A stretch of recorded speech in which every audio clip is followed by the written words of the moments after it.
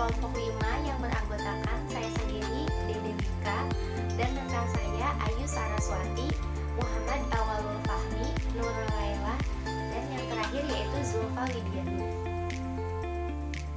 Di sini ada beberapa hal yang akan kami bahas secara ringkas. Yang pertama yaitu pengertian dan tujuan perencanaan dan pengendalian biaya tenaga kerja langsung, pendekatan apa yang digunakan dalam perencanaan dan pengendalian tenaga kerja langsung, yang ketiga struktur anggaran tenaga kerja langsung, dan yang terakhir yaitu pengendalian tenaga kerja langsung. Untuk selanjutnya di sini saya akan menjelaskan apa pengertian dari anggaran tenaga kerja. Anggaran tenaga kerja adalah suatu rencana anggaran yang merencanakan secara terperinci tentang jumlah jam kerja karyawan dan tenaga kerja untuk satu periode yang akan datang. Perusahaan harus bisa memilih tenaga kerja, membuat anggaran tenaga kerja. Hal ini bertujuan untuk membantu dalam rencana atau penetapan struktur organisasi, tingkat upah, pembagian kerja, dan lain sebagainya. Tanpa tenaga kerja, kegiatan perusahaan tidak akan berjalan dengan lancar dan tidak akan mencapai tujuannya. Tenaga kerja umumnya diklasifikasikan menjadi dua bagian, yaitu tenaga kerja langsung dan tenaga kerja tidak langsung. Untuk selanjutnya, di sini saya akan menjelaskan tujuan dari perencanaan dan pengendalian biaya tenaga kerja langsung. Yang pertama yaitu penggunaan tenaga kerja secara lebih efisien. Yang kedua, biaya yang dikeluarkan untuk tenaga kerja dapat diatur. Yang ketiga, harga pokok barang dapat dihitung dengan tepat. Dan yang keempat yaitu menyediakan data perencanaan tentang jumlah tenaga kerja langsung yang dibutuhkan, biaya tenaga kerja dari setiap unit produk, dan persyaratan untuk arus kas. Materi selanjutnya akan dijelaskan oleh rekan saya. Assalamualaikum warahmatullahi wabarakatuh. Saya Dipa Widiani dengan NIM C1711093. Di sini saya akan menjelaskan tentang pendekatan yang digunakan dalam perencanaan biaya tenaga kerja langsung. Untuk rencana laba tahunan, anggaran tenaga kerja harus dikembangkan oleh pusat pertanggungjawaban, periode sementara, dan produk. Klarifikasi berdasarkan responsibility organisasi dan periode sementara sangatlah penting untuk dilakukannya tujuan kontrol. Pendekatan yang digunakan untuk mengembangkan anggaran tenaga kerja langsung tergantung terhadap satu, metode pembayaran upah, yang kedua jenis proses produksi yang terlibat, yang ketiga ketersediaan waktu kerja standar, dan yang terakhir adalah kecukupan catatan akuntansi biaya yang berkaitan dengan biaya tenaga kerja langsung. Pada dasarnya ada 3 pendekatan untuk mengembangkan budget tenaga kerja langsung. Yang pertama, perkiraan jam kerja langsung standar yang diperlukan untuk setiap unit produk, yang memperkirakan tingkat upah rata-rata berdasarkan departemen, pusat biaya, atau operasi. Yang kedua, perkiraan jatah biaya tenaga kerja langsung untuk beberapa ukuran output yang dapat direncanakan secara realistis. Dan yang terakhir adalah mengembangkan tabel personalia dengan menyebutkan persyaratan personel termasuk biaya untuk tenaga kerja langsung di setiap pusat pertanggungjawaban.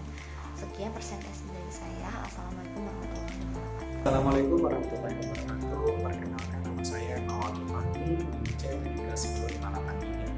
Di sini saya akan menjelaskan tentang struktur anggaran tenaga kerja langsung.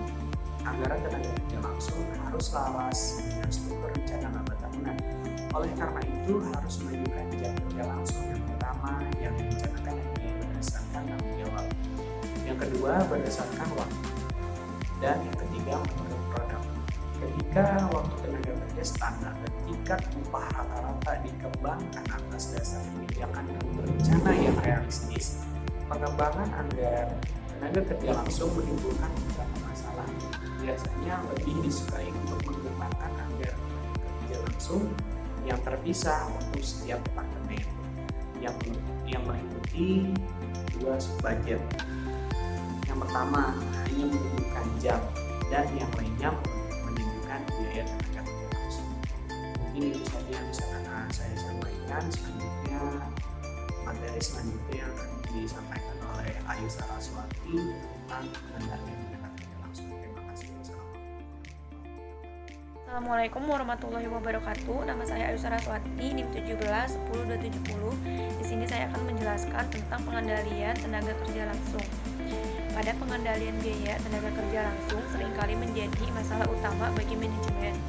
Pengendalian tenaga kerja langsung yang efektif tergantung pada pengawasan yang kompeten, pengamatan langsung, dan laporan kinerja. Terdapat dua elemen utama pengendalian biaya tenaga kerja langsung. Di antaranya adalah yang pertama, perhatian sehari-hari terhadap biaya tersebut.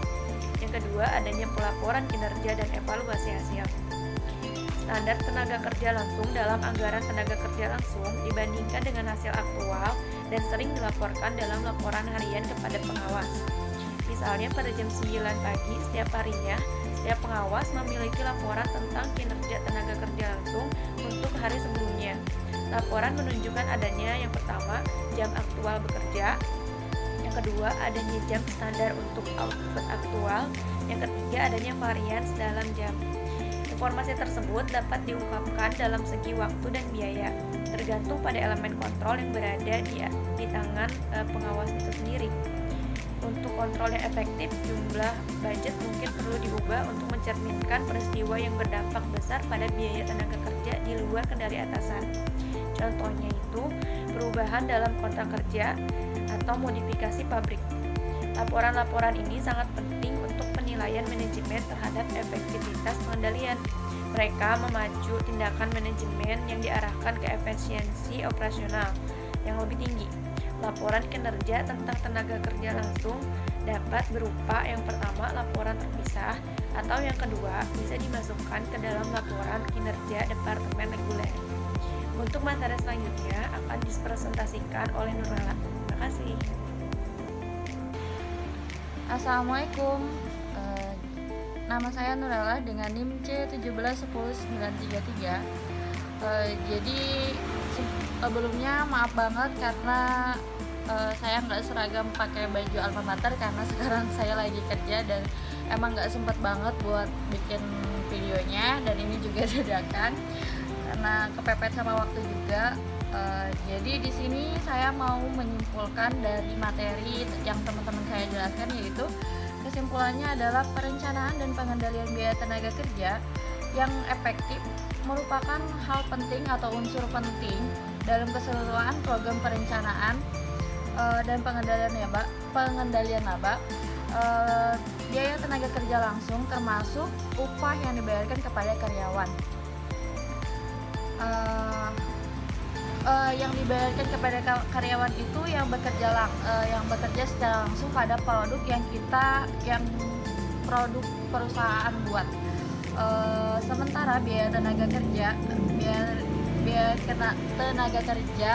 yang tidak langsung menuju pada biaya karyawan yang tidak bekerja secara langsung. Terus dalam penganggaran biaya tenaga kerja langsung perlu untuk diperkirakan jumlah tenaga kerja langsung yang akan dibutuhkan pada tingkat yang akan dibayarkan per jamnya untuk berbagai kelas tenaga kerja. Jadi mungkin itu saja presentasi dari kelompok kami. Kurang lebihnya mohon dimaafkan, dan saya mewakili dari kelompok saya, minal aidin wal faizin. Mohon maaf lahir dan batin. Wassalamualaikum warahmatullahi wabarakatuh.